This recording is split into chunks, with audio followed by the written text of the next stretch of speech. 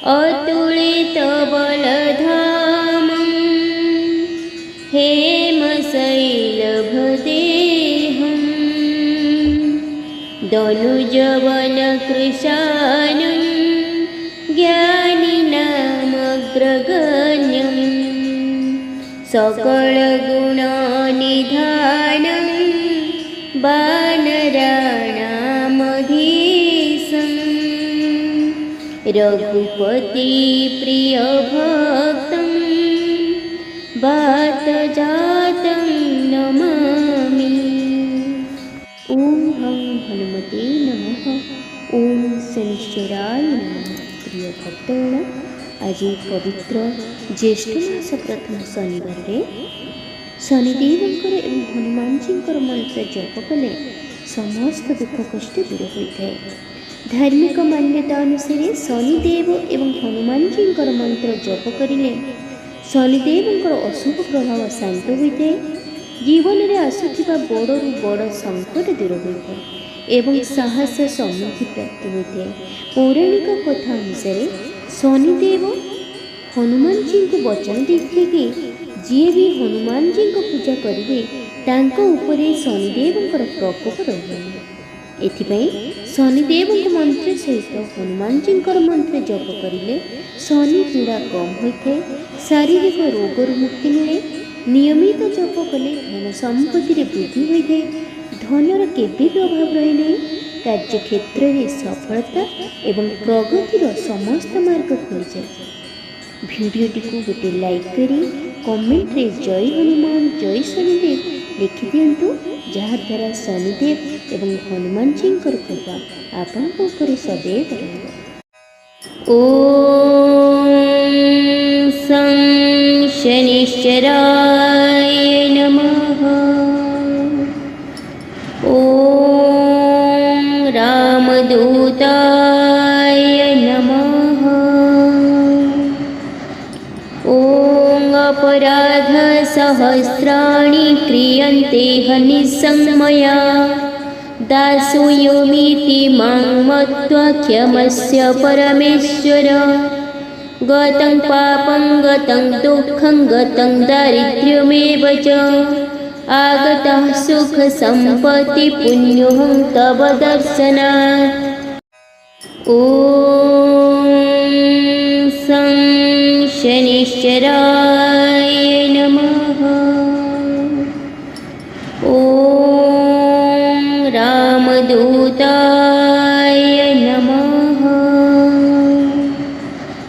ओम अपराध सहस्राणि क्रियन्ते हनिसंमया दासोऽयमिति मां मत्वा क्षमस्य परमेश्वर। गतं पापं गतं दुःखं गतं दारिद्र्यमेव च आगतः सुख संपत्ति पुण्योऽहं तव दर्शनात्। ओम सं शनिश्चराय नमः। ओम रामदूताय नमः। ओम अपराध सहस्राणि क्रियन्ते हनिसंमया दासोऽयमिति मां मत्वा क्षमस्य परमेश्वर। गतं पापं गतं दुःखं गतं दारिद्र्यमेव च आगतः सुख संपत्ति पुण्योऽहं तव दर्शनात्। ओम सं शनिश्चराय नमः। ओम रामदूताय नमः। ओम अपराध सहस्राणि क्रियन्ते हनिसंमया दासोऽयमिति मां मत्वा क्षमस्य परमेश्वर। गतं पापं गतं दुःखं गतं दारिद्र्यमेव च आगतः सुख संपत्ति पुण्योऽहं तव दर्शनात्। ओम सं शनिश्चराय नमः।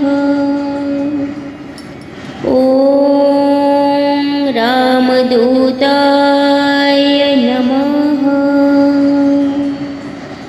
ॐ अपराधसहस्राणि क्रियन्ते हनिसंमया दासोऽयमिति मां मत्वा क्षमस्य परमेश्वर। गतं पापं गतं दुःखं गतं दारिद्र्यमेव च आगतः सुखसम्पत्तिपुण्योऽहं तव दर्शनात्। ॐ शं शनिश्चराय नमः। ॐ रामदूताय नमः। ॐ अपराधसहस्राणि क्रियन्ते हनिसंमया दासोऽयमिति मां मत्वा क्षमस्य परमेश्वर। गतं पापं गतं दुःखं गतं दारिद्र्यमेव च आगतः सुखसम्पत्तिपुण्योऽहं तव दर्शनात्। ॐ शं शनिश्चराय नमः। ॐ रामदूताय नमः। ॐ अपराधसहस्राणि क्रियन्ते हनिसंमया दासोऽयमिति मां मत्वा क्षमस्य परमेश्वर। गतं पापं गतं दुःखं गतं दारिद्र्यमेव च आगतः सुखसम्पत्तिपुण्योऽहं तव दर्शनात्। ॐ शं शनिश्चराय नमः। ॐ रामदूताय नमः। ॐ अपराधसहस्राणि क्रियन्ते हनिसंमया दासोऽयमिति मां मत्वा क्षमस्य परमेश्वर। गतं पापं गतं दुःखं गतं दारिद्र्यमेव च आगतः सुखसम्पत्तिपुण्योऽहं तव दर्शनात्। ॐ शं शनिश्चराय नमः। ॐ रामदूताय नमः। ॐ अपराधसहस्राणि क्रियन्ते हनिसंमया दासोऽयमिति मां मत्वा क्षमस्य परमेश्वर। गतं पापं गतं दुःखं गतं दारिद्र्यमेव च आगतः सुखसम्पत्तिपुण्योऽहं तव दर्शनात्। ॐ शं शनिश्चराय नमः। ॐ रामदूताय नमः। ॐ अपराधसहस्राणि क्रियन्ते हनिसंमया दासोऽयमिति मां मत्वा क्षमस्य परमेश्वर। गतं पापं गतं दुःखं गतं दारिद्र्यमेव च आगतः सुखसम्पत्तिपुण्योऽहं तव दर्शनात्। ॐ शं शनिश्चराय नमः। ॐ रामदूताय नमः। ॐ अपराधसहस्राणि क्रियन्ते हनिसंमया दासोऽयमिति मां मत्वा क्षमस्य परमेश्वर। गतं पापं गतं दुःखं गतं दारिद्र्यमेव च आगतः सुखसम्पत्तिपुण्योऽहं तव दर्शनात्। ॐ शं शनिश्चराय नमः।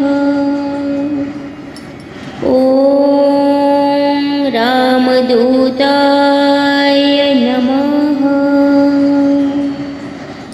ॐ अपराधसहस्राणि क्रियन्ते हनिशं मया दासोऽयमिति मां मत्वा क्षमस्व परमेश्वर। गतं पापं गतं दुःखं गतं दारिद्र्यमेव च आगतः सुखसम्पत्तिपुण्योऽहं तव दर्शनात्। ॐ शं शनिश्चराय नमः। ॐ रामदूताय नमः। ॐ अपराधसहस्राणि क्रियन्ते हनिशं मया दासोऽयमिति मां मत्वा क्षमस्व परमेश्वर। गतं पापं गतं दुःखं गतं दारिद्र्यमेव च आगतः सुखसम्पत्तिपुण्योऽहं तव दर्शनात्। ॐ शं शनिश्चराय नमः। ॐ रामदूताय नमः। ॐ अपराधसहस्राणि क्रियन्ते हनिशं मया दासोऽयमिति मां मत्वा क्षमस्व परमेश्वर। गतं पापं गतं दुःखं गतं दारिद्र्यमेव च आगतः सुखसम्पत्तिपुण्योऽहं तव दर्शनात्। ॐ शं शनिश्चराय नमः। ॐ रामदूताय नमः। ॐ अपराधसहस्राणि क्रियन्ते हनिशं मया दासोऽयमिति मां मत्वा क्षमस्व परमेश्वर। गतं पापं गतं दुःखं गतं दारिद्र्यमेव च आगतः सुखसम्पत्तिपुण्योऽहं तव दर्शनात्। ॐ शं शनिश्चराय नमः। ॐ रामदूताय नमः। ॐ अपराधसहस्राणि क्रियन्ते हनिशं मया दासोऽयमिति मां मत्वा क्षमस्व परमेश्वर। गतं पापं गतं दुःखं गतं दारिद्र्यमेव च आगतः सुखसम्पत्तिपुण्योऽहं तव दर्शनात्। ॐ शं शनिश्चराय नमः। ॐ रामदूताय नमः। ॐ अपराधसहस्राणि क्रियन्ते हनिशं मया दासोऽयमिति मां मत्वा क्षमस्व परमेश्वर। गतं पापं गतं दुःखं गतं दारिद्र्यमेव च आगतः सुखसम्पत्तिपुण्योऽहं तव दर्शनात्। ॐ शं शनिश्चराय नमः। ॐ रामदूताय नमः। ॐ अपराधसहस्राणि क्रियन्ते हनिशं मया दासोऽयमिति मां मत्वा क्षमस्व परमेश्वर। गतं पापं गतं दुःखं गतं दारिद्र्यमेव च आगतः सुखसम्पत्तिपुण्योऽहं तव दर्शनात्। ॐ शं शनिश्चराय नमः। ॐ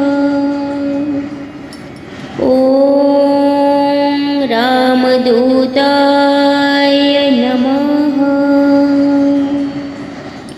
ॐ अपराधसहस्राणि क्रियन्ते हनिसंमया दासोऽयमिति मां मत्वा क्षमस्य परमेश्वर।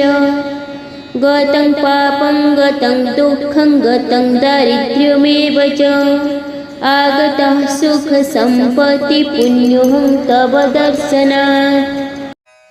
ॐ शं शनिश्चराय नमः। ॐ रामदूताय नमः।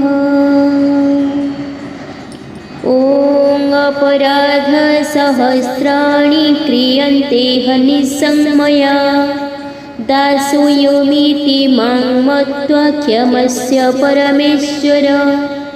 गतं पापं गतं दुःखं गतं दारिद्र्यमेव च आगतः सुखसम्पत्तिपुण्योऽहं तव दर्शनात्। ॐ शं शनिश्चराय नमः। ॐ रामदूताय नमः। ॐ अपराधसहस्राणि क्रियन्ते हनिसंमया दासोऽयमिति मां मत्वा क्षमस्य परमेश्वर। गतं पापं गतं दुःखं गतं दारिद्र्यमेव च आगतः सुखसम्पत्तिपुण्योऽहं तव दर्शनात्।